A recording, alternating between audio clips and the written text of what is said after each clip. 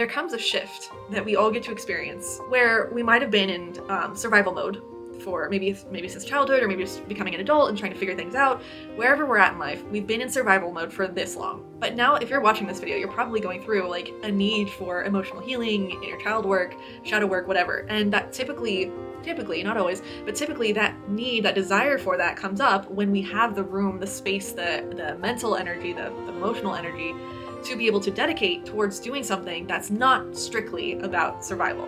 It's not strictly about putting food on the table, figuring out how to pay your bills, all that sort of thing. But at a certain point, we get to a point where we're like, I'm actually okay. I have paid the bills, things are working out okay, but now I'm feeling a little bit of emotional lack. I feel like I don't feel as happy in life as I want to. Things feel like a humdrum, or like the same things over and over again. I feel stagnant. I don't have the relationships I want. I don't have, whatever it is, right? So we come to this point where we can then look at the emotional body of what's going on. And that requires this third perspective shift. This third perspective shift now can come because we can prioritize our emotions and our feelings, how we feel about a situation. We can actually look at how we feel about it over positive focus. When you're just trying to get through it, you need to maintain positive focus. You need to maintain that there's a hope that things can get better. So when going about your emotional healing journey, it's time to stop prioritizing positive focus and start focusing on, how do I really feel in this situation? Am I bothered? Let's deal with the bother. Am I irritated? Let's deal with the irritation.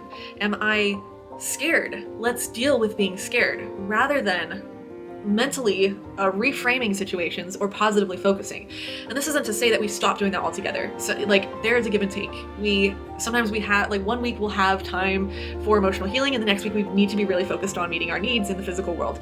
So then you have to kind of shift back into that mental mindset. But what the ideal is, at the end, at the finish line, we're doing both. We are able to feel a negative emotion, process it, understand it, self-soothe it, feel it, and then use our mental reframing and ability to get perspective, get skills, resources, get help, and then make a plan to move forward, but make sure that it's in alignment with our heart and our feelings, and choosing to do both, and releasing limiting beliefs and all that stuff, and moving towards what we want. And we're doing it together. It's like the divine masculine, divine feminine working together hand in hand. Neither is overpowering the other. And they're working in tandem to move us towards the things that we want. And that is a very healthy mindset and emotional feeling set. And that is all of you moving forward towards your goals, towards the things that you want, and you're able to better manifest what you want. But when we have spent our whole lives mostly in our minds, because that's the way our society is conditioned, it's the way we've been for a long time,